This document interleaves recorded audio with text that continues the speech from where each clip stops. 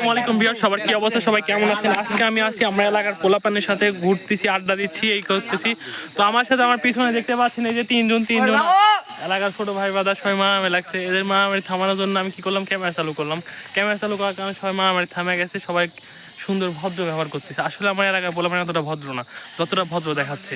আরেকজন আসতেছে, ওই যে দেখতে পাচ্ছেন আমার পিছনে এখন আসতেছে, এর নাম হচ্ছে কি জানেন, জাহিদ হাসান। সে তাকে চিনে রাখতে পারেন, আমার সাথে অনেক বিরোধ দেখা গেছে, নাম মকলেজ হিসেবে আমি বেশিরভাগ পরিচয় করেছি।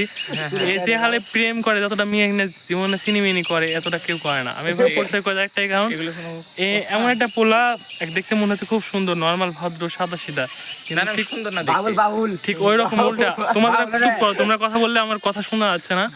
তো দেখলে মনে হচ্ছে ভাজা মাছ উল্টা খাইতে পারে না, কিন্তু এদের কি পোলা একমাত্র আল্লাহ ভালো জানে। আর এর সাথে যারা মিশে, যারা একটু ভালো সম্পর্ক, যারা গভীর থাকে তারাই জানে। ওর দুইটাই মামা তো ভাই, একটু তোমরা ওর সম্পর্কে এক এক করে তুমি মনে হয় রিভিউ দাও কেমন। আমি আর কি বলবো, আমার ভাষা নেই ভাই। কেমন আমি বলে জাহিদ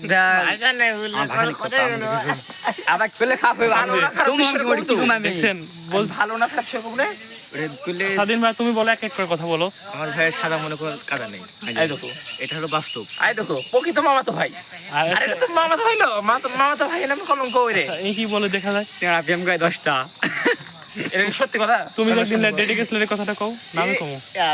তুমি গাও আমি কি তোমাকে এখন একবার কইছি কফি হাউসে গেছিল, ওই পার্কে গেছিল, তোমাকে এখন একবার কইছি। এখন কাজ একবার আবার ফের থাকবো একবার। তোমাকে আমি একবার কইনি, তোমাকে কাউকে একবার কইছি। উনি হচ্ছে বীরপুর থেকে চলে গেলে আমার সাথে। কি এবার কি আমি আনসাই নাইলে এর কথা কি আমি তোমাকে একবার না না কোনদিন কইনি। তুমি তো আমাকে এখনো কমইনি, তুমি আমাকে এখনো কমইনি যে ওর গার্লফ্রেন্ডের সাথে ব্রেকআপ আছে একটার সাথে। 5 হয়ে চলে একবারে। এত মিথ্যা তো কিভাবে গো? তো আপনারা একটু বলেন আমার এই বন্ধু কতটা প্রেম করে, আমি এক বন্ধু কোয়া যাবে?